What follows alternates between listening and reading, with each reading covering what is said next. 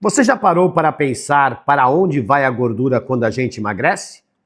Muita gente acredita que ela derrete, que vira músculo ou até que desaparece de um jeito misterioso. Mas a resposta real é surpreendente e provavelmente vai mudar a forma como você entende o emagrecimento.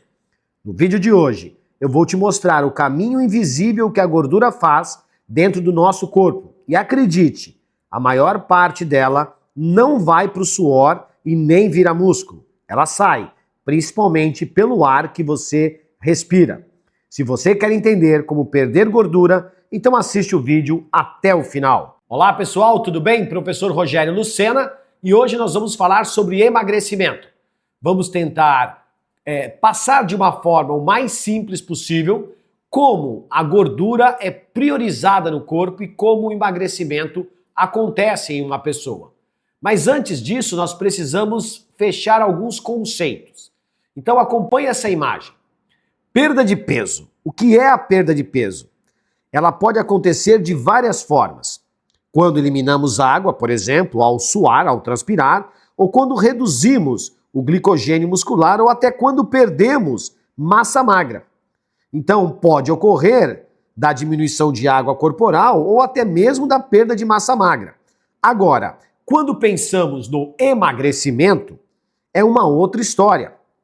O emagrecimento significa diminuir quantidade de gordura armazenada no corpo, ou seja, reduzir o volume nos nossos adipócitos. Adipócitos são as células especializadas em guardar energia na forma de triglicerídeo. E este é um ponto central. A gordura não desaparece, não vira músculo e não sai pelos poros. O que acontece é que o corpo mobiliza mais esses triglicerídeos e os converte em energia, gás carbônico e água, por meio de processos metabólicos bem definidos no corpo. É verdade, o que a gente tem na nossa mente é que se eu transpirar, eu vou colocar a gordura para fora. Isso é um erro muito grande. E eu vou lembrar uma coisa para vocês que talvez você já tenha feito. Sabe aquela ideia fantástica de pegar um saco plástico de supermercado, ou melhor dizendo, de lixo, aqueles de 100 litros, fazer dele um casaco e colocar por cima do corpo uma jaqueta e sair para correr? E você fala, assim eu vou perder muita gordura. Eu quero dizer para você que você vai aumentar a temperatura corporal, a sudorese vai aumentar, mas aquele suor que está saindo apenas está te desidratando. Agora eu quero trazer um outro comparativo de exemplo para vocês. O peso ou a perda de peso versus o emagrecimento. Imagine uma pessoa que faz uma sauna e uma outra que treina muito intenso em um dia quente. A pessoa da sauna, ela pode perder 1,5 kg na balança, mas na verdade ela só perdeu água corporal pelo suor e vai precisar se reidratar. Olhando agora para a pessoa que está fazendo a atividade, ela vai gerar um emagrecimento. Por quê? Mesmo que ela venha perder o mesmo 1,5 kg, outras perdas estão envolvidas no processo.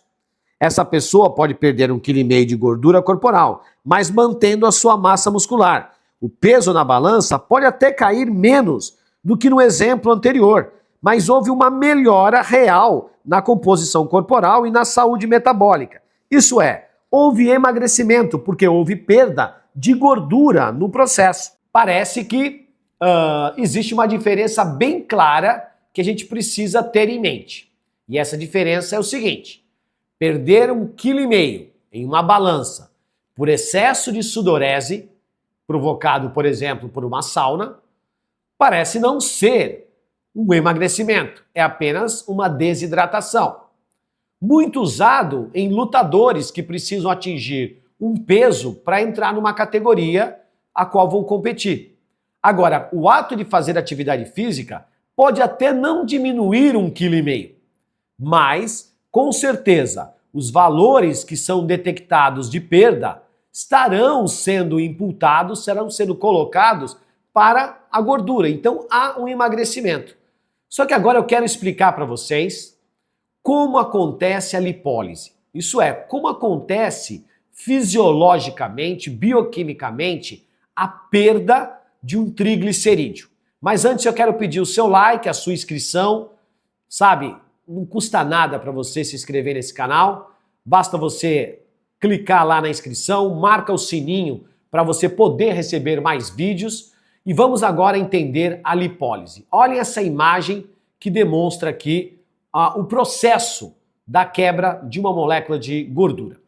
Ao olhar nessa imagem, nós temos várias etapas que eu quero chamar a atenção. A primeira etapa, e elas estão marcadas com um número do lado, e com certeza vocês vão ver uma setinha aí indicando que temos um número do lado, segue da seguinte forma. No número 1, a gente vê o hormônio glucagon. Ele está conectado ao receptor, porque, primeiro, ele é um hormônio polipeptídico e não consegue entrar na célula. Por isso, ele se conecta ao receptor de membrana. Ao se conectar ao receptor de membrana, ele vai ativar uma proteína G estimulatória, e essa proteína G estimulatória ativa uma enzima. Ela acaba estimulando a adenililciclase via uma proteína G a qual eu falei, e começa a produzir a quebra de ATP, gerando um chamado AMP cíclico, que é um sinalizador intracelular. Isso ativa uma proteína quinase, que é o item 3, a PKA, e essa PKA atua dando o start num hormônio sensível à lipase. E ao mesmo tempo, ele age sobre a molécula de gordura, que é essa imagem amarela no centro, quebrando um revestimento chamado perilipina. As moléculas de perilipina na superfície das gotículas da gordura são rompidas e aí começa um processo de fosforilação, causando a dissociação da proteína CGI, que é da perilipina. Então ela se associa com a enzima ATGL, que é a enzima triglicerol lipase no adipócito, e quebra o triglicerídeo, transformando o triglicerídeo no diacilglicerol, que é o que a gente observa no ponto número 7. Esse triacilglicerol que foi quebrado e voltou e tornou-se diacilglicerol, a enzima LHS, ou HSL, como a imagem mostra, vai romper esse diacilglicerol, transformando ele no item 8, o monoacilglicerol. E esse monoacilglicerol vai dissociar o ácido graxo do glicerol, liberando o ácido graxo no item 9, que vai ser transportado por um carreador, por um transportador, que é uma albumina, uma proteína. Ele cai na corrente sanguínea e vai ser conduzido para a célula muscular, para o miócito, aonde esse ácido graxo irá passar por processos de transformação, irá sofrer mudanças para poder dele gerar energia. Então, o nosso tecido adiposo funciona como um grande depósito de energia. Quando o corpo precisa dessa energia, hormônios como adrenalina, noradrenalina, o próprio glucagon mostrado aqui, ativam uma cascata enzimática e os ácidos graxos são separados do glicerol e essa molécula sai na corrente sanguínea, transportado por um carreador, que é a albumina, para os tecidos corporais fazerem uso dessa gordura para transformá-la em energia. Vejam que o processo ele é bastante demorado e complexo, mas ele é fundamental. E os hormônios são os grandes norteadores disso. O glucagon, que é um hormônio que é liberado quando o nível de açúcares no sangue está baixo, está dizendo para o corpo, olha, temos que usar mais gordura do que açúcares, porque os açúcares estão baixo o nível no corpo. Então a diminuição dos níveis de açúcar é um dos sinalizadores para que um adipócito possa ser o carro-chefe, isso é, a via metabólica preferencial para a utilização e transformação de um triglicerídeo em energia no corpo. Além disso, nesse processo, após ser transportado, os principais tecidos que utilizam o ácido graxo no corpo acabam pegando esse combustível, levando para o músculo, para o fígado e para o coração. Dentro das células, esse ácido graxo entra nas mitocôndrias, onde passa por um processo chamado beta-oxidação. Nesse processo, o ácido graxo são transformados em moléculas menores, chamadas de acetil-CoA, que entram no ciclo de Krebs. Lá dentro, junto com o oxigênio, o ciclo de Krebs trabalha convertendo o acetil-CoA em ATP, em energia, em moeda energética. E ainda, em um outro processo, vai gerar tanto água quanto CO2 na cadeia transportadora de elétrons no corpo. Vejam, a gordura continua em processo, houve a lipólise, ela foi levada para a célula muscular, a célula hepática ou cardíaca, lá ela é conduzida e beta-oxidada, depois ela vira acetil-CoA, vai para o ciclo de Krebs e ainda passa por uma última etapa chamada cadeia transportadora de elétrons. Ufa! Quanto trabalho para gastar gordura! Mas é dessa forma que o corpo vai catabolizar, vai quebrar uma molécula de gordura e vai utilizá-la na forma de energia corporal. Nesse processo, após passar por todas essas etapas, o ATP ele é usado para sustentar inúmeras funções corporais dentro daquilo que a gente observa no corpo. Além disso, é gerado água e a água é eliminada pela urina, pelo suor, pelas lágrimas e até por vapor na sua expiração.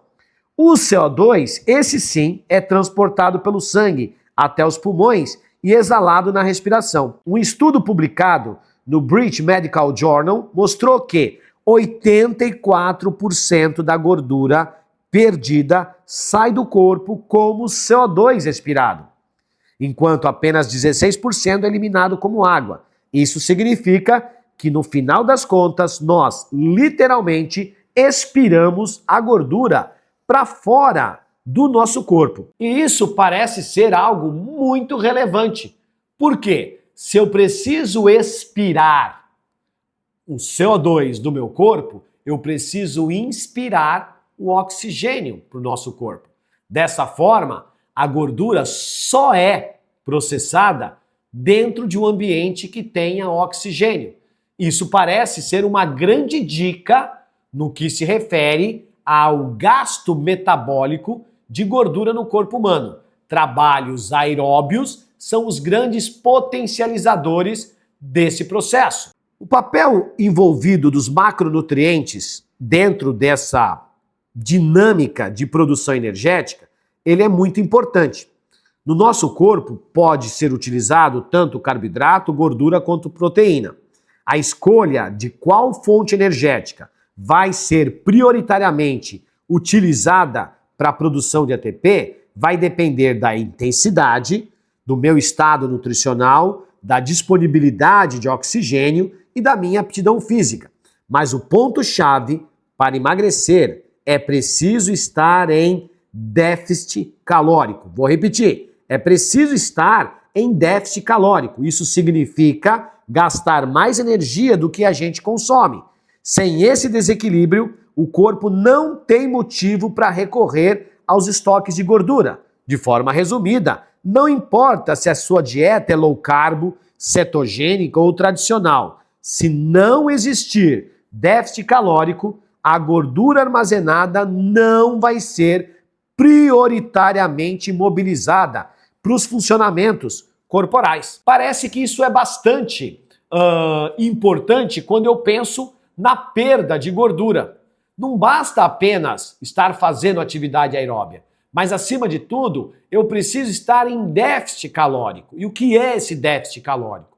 A ingesta não pode ser maior do que o gasto. Isso é, o meu balanço energético tem que ser negativo. O que entra tem que ser menos do que o que sai.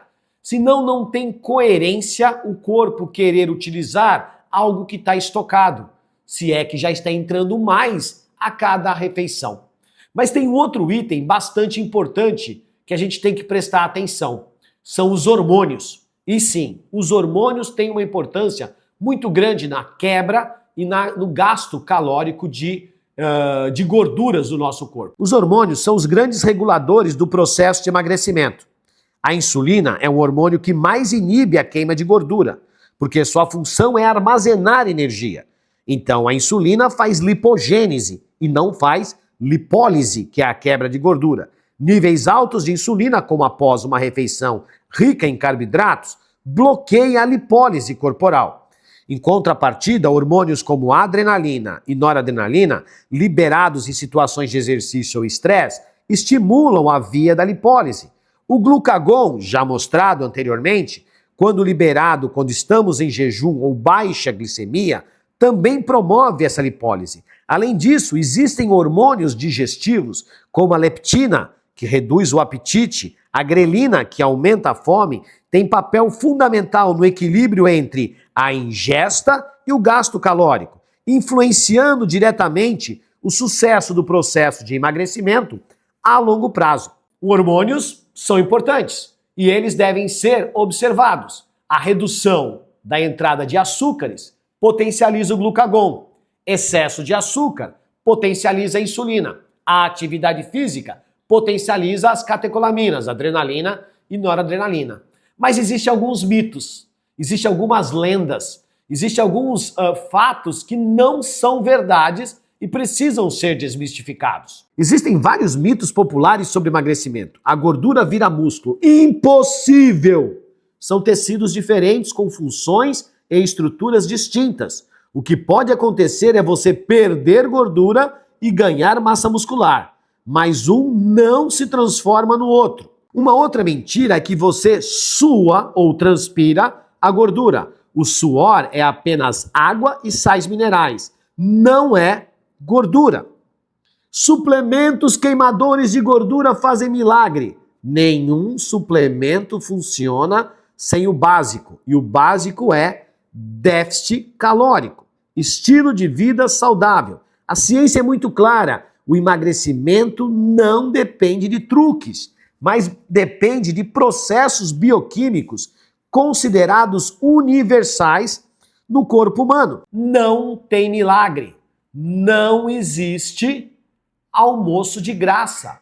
Você precisa, obrigatoriamente, diminuir a ingesta e potencializar o gasto. Déficit calórico. Tem que entrar menos para poder gastar o que tem estocado. Mas vamos ver agora o grande potencializador disso.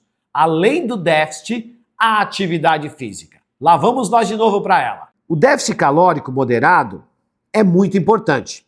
Restrições extremas vão produzir uma perda significativa, mas normalmente não são sustentáveis e ainda podem prejudicar a saúde por uma baixa ingesta de diversos minerais.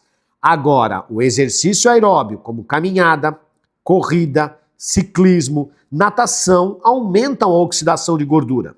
A musculação, é verdade, a musculação ajuda a preservar a massa muscular e mantém o metabolismo ativo. E com isso, o gasto no processo de reparação tecidual pós-treino oxida muita gordura para gerar energia.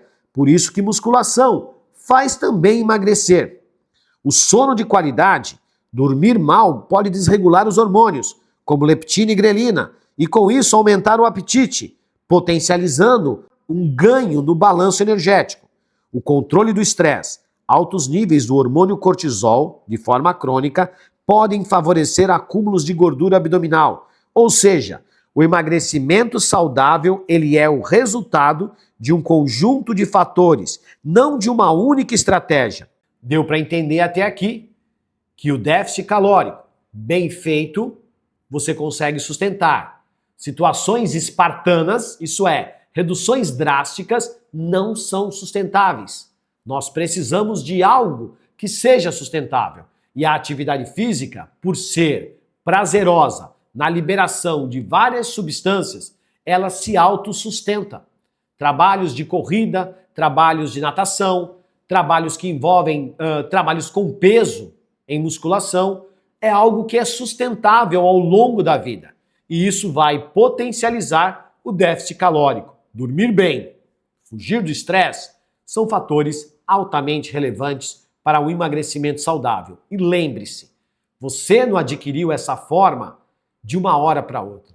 Você cultivou esse período de engordar. Você cultivou o acúmulo de gordura no seu corpo por anos e até por décadas. Não queira fazer com que isso desapareça de uma forma demasiadamente rápida. Porque existe um princípio clássico de tudo aquilo que se perde rápido se recupera rápido. O chamado ponto de ajuste vai estar presente, então é muito importante que essa perda seja ela progressiva, contínua e, acima de tudo, que seja algo que não provoque danos, como, por exemplo, uma redução do estômago numa cirurgia bariátrica, um tema que será abordado em um outro vídeo. Agora você já sabe, a gordura não desaparece, não se transforma em músculo e nem escorre pelo suor. Ela é quebrada, transportada, oxidada e, principalmente, eliminada na forma de gás carbônico, de CO2, pela sua respiração. Portanto, quando você se exercitar, se alimente melhor, mantenha hábitos saudáveis. Está literalmente respirando sua gordura para fora. Se esse conteúdo fez sentido para você, curta o vídeo, se inscreve no canal e compartilha com alguém que também precisa entender a ciência que está por trás do emagrecimento.